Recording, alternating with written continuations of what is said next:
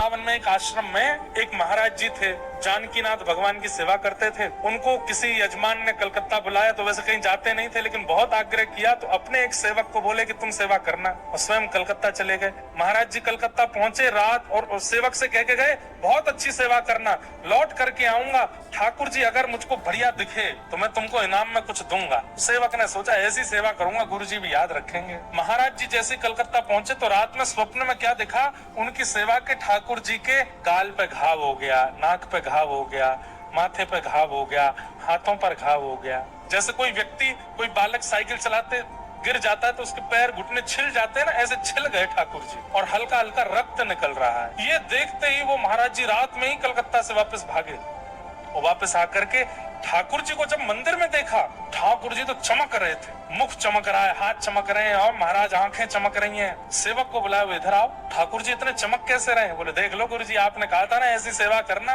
बोले मुझे ये बताओ चमक क्यों रहे हैं? बोले कल जैसे ही आप गए, मैंने बढ़िया बाल्टी में पानी लिया, उसमें सरफ डाला, और सरफ घोल करके बर्तन मांजने वाला जो मांजना होता है उससे ठाकुर जी रगड़ रगड़ के कल नवा दिए मैंने। महात्मा बहुत रोए।